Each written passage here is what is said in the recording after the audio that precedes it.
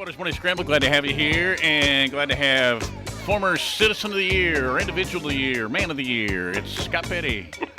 Okay, you went a little too far there, probably, Steve. Well, it was one of those.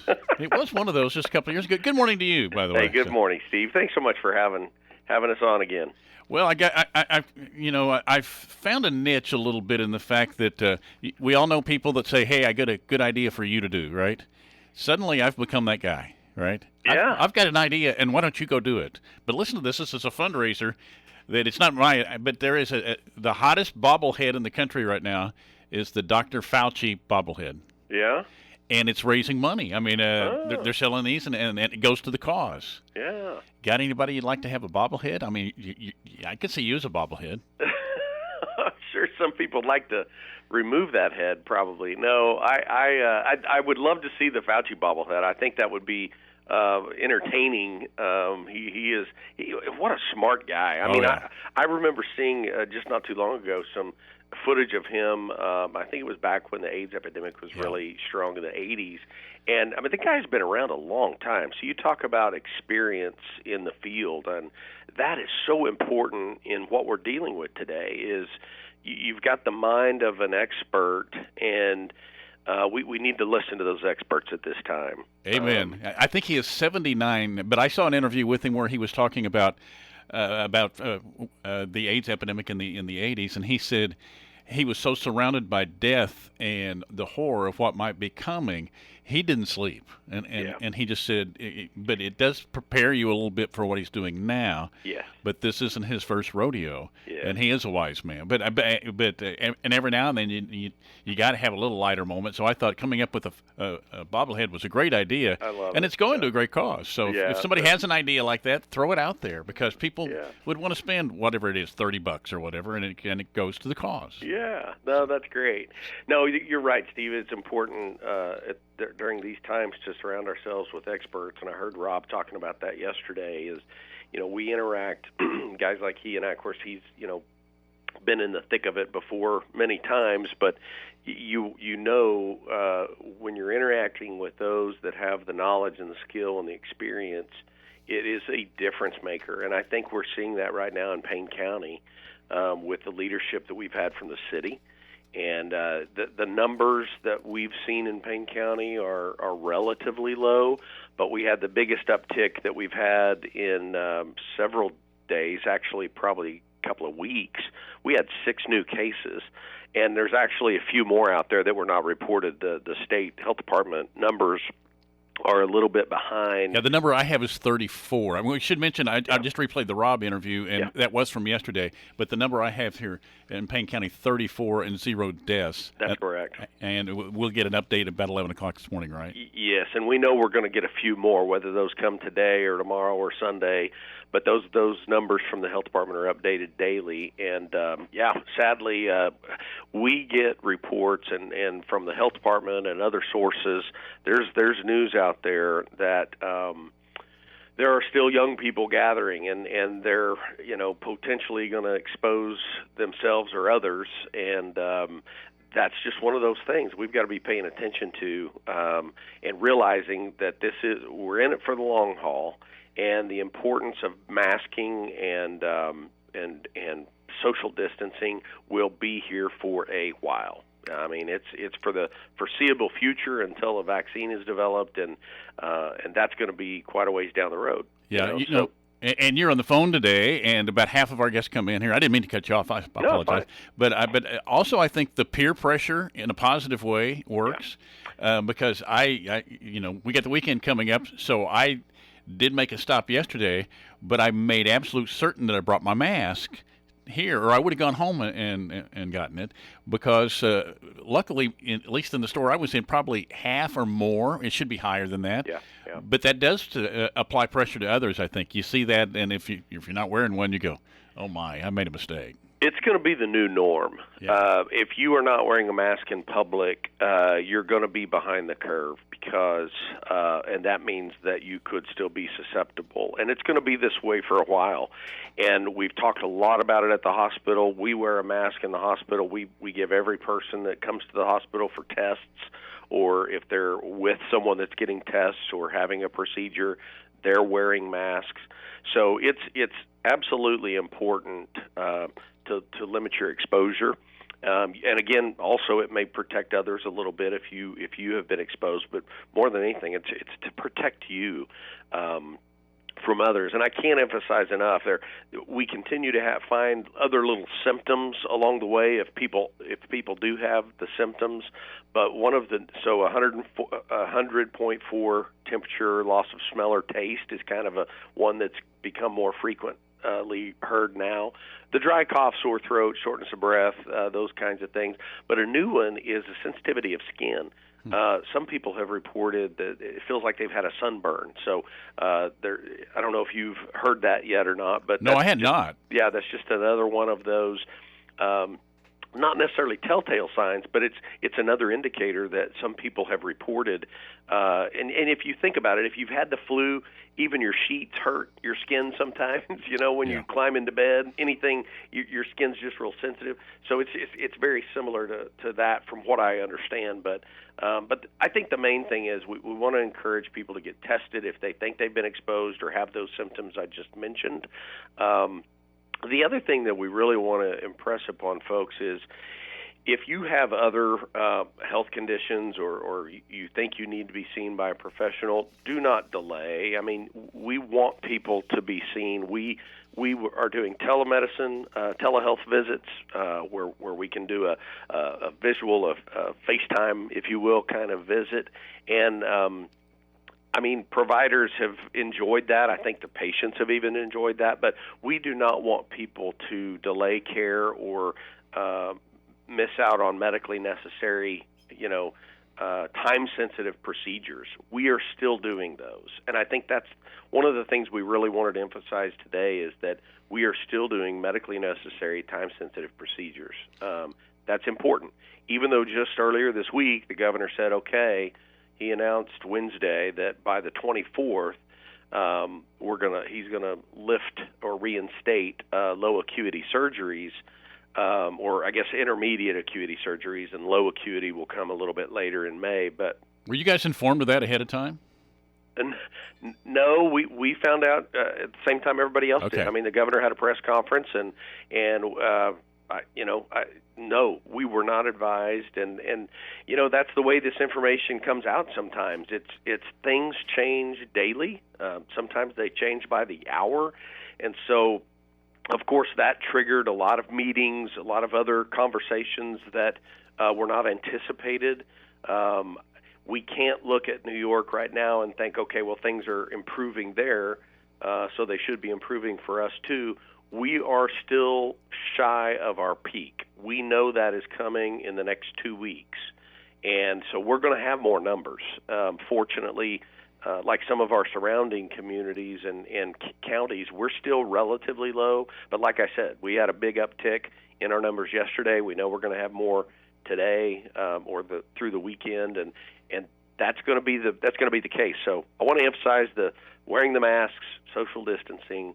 Those things are really key. You mentioned testing earlier. Where are we with testing? Because we see different reports from different parts of the country because not everybody's on the same page, right? Yeah, we're still, we recommend people get tested, whether it's through their primary care or urgent care or the health department. The health department is still doing that as well, but we are not going to be able to do rapid testing until later in May.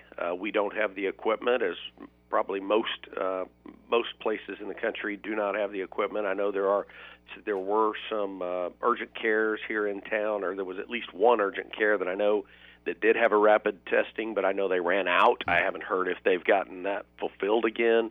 But yeah, I mean, until we get more testing, it is what it is. But we are, we are still encouraging people to get the test, and they're still there. It may just take a few days, 2, 3, 4 days to get the results back, depending on where those tests are sent. Scott, are you in a lot of Zoom meetings and that type of thing? Because if there's any time meetings are needed, it would seem now, because the message needs to be consistent and thorough, right? Absolutely, yeah, absolutely. And yeah, in fact, just yesterday, we had probably about 50 physicians in the noontime meeting where they were discussing, okay, so now the governor's announced we're going to start doing surgeries.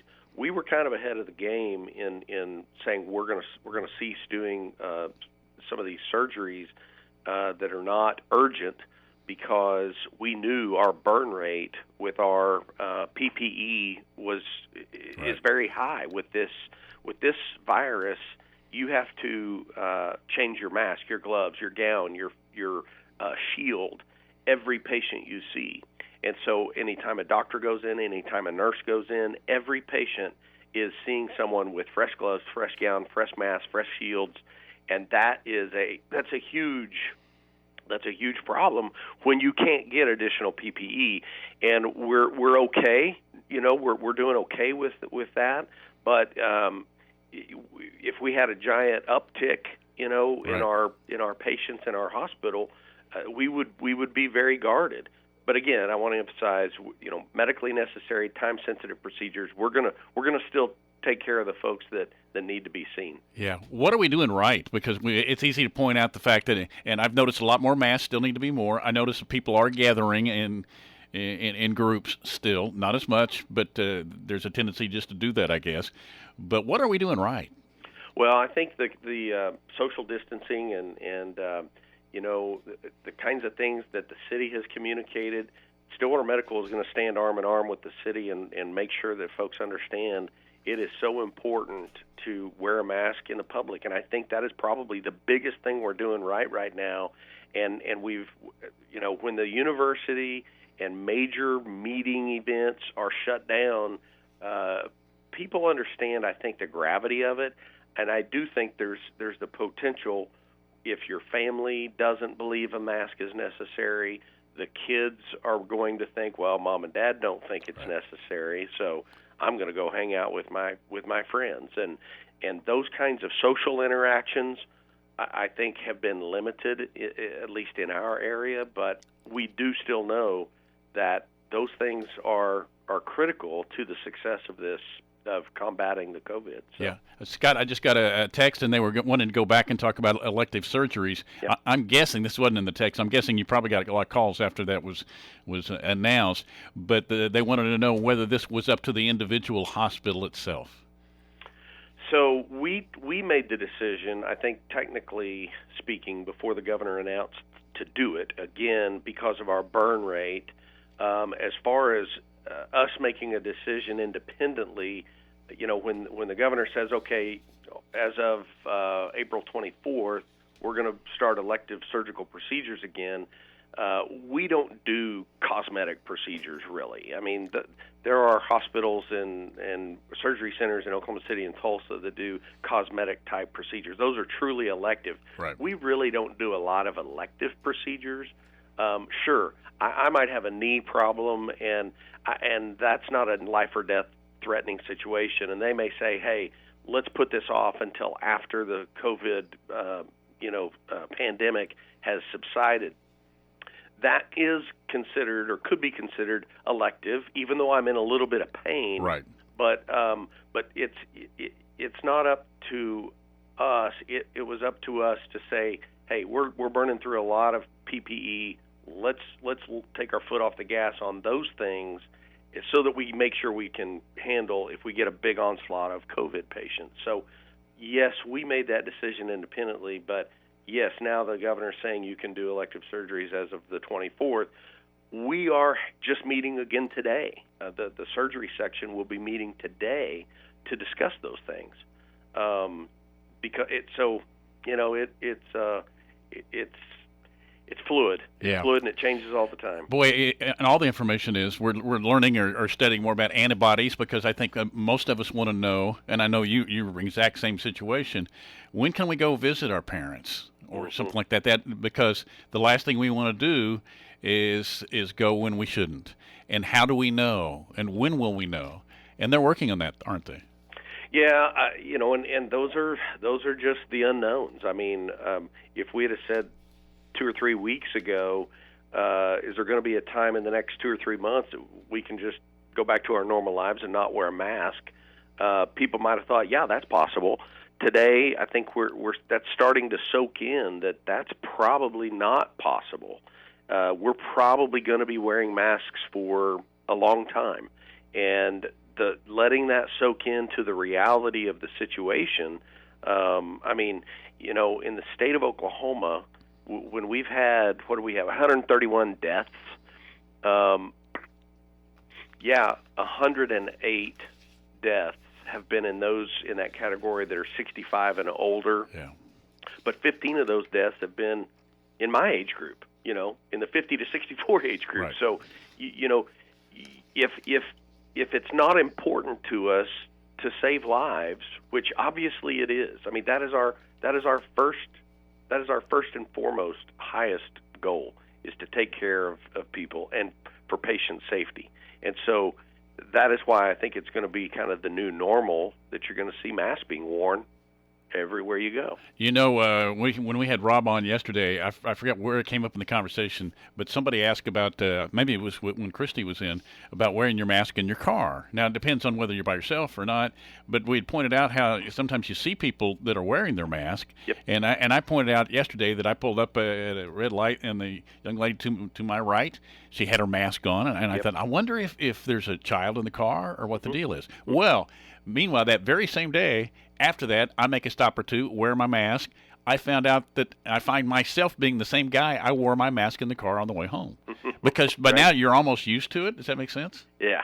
Well, not only that, but you're supposed to wash your hands after applying or removing your mask. Right. I mean, you risk the spread of germs. So those people that are wearing masks in their car are probably smart. I've seen doctors doing that. I've seen others doing that. Like you said, if you cough and you don't cover, and that goes on the steering wheel or on the radio knob or on your gear shift, who else is going to touch that? We know that those germs can stay alive for sometimes days on certain surfaces. So yes, that if you're alone in your car, I mean, I've taken mine off, just because when you do wear it all day. Right. But I'm also the only one driving my car for the most part. And so I get it, though. You pull up to a drive-through, you can't wash your hands. You could do the sterilization and put on some gel to sterilize your hands. But I mean, you're really supposed to wash your hands before and after you put your mask on. So you know, you're talking about the car. I had a fender bender last week, and so I ended up borrowing someone's car, and she had Purell sitting right there. And so each time I would get in, I would use that, because it's not my car. For one. So that's nice. That's good. And also I made sure, okay, when you get this back, please wash it down. That's right. Because we're just all thinking along those lines, or hopefully we are now. Yeah. So. Well, and you always want to return something in better shape than you got it, right? That's exactly right. That's exactly right. Hey, you mentioned the hot spots before, and there are certain places where people gather. Anything you want to get out regarding that we haven't already? No, I think we kind of emphasize that enough. I think the one thing we do want to emphasize is please don't ignore your other healthcare needs right now. All healthcare concerns should be addressed by a physician, and whether it's your primary care or urgent care, do not delay. You know, don't delay that. You know, like I said, our goal is to help protect you, and you know, the last thing we want you to have happen is something becomes compounded or more complex because you waited and you thought, well, I don't want to expose myself to COVID.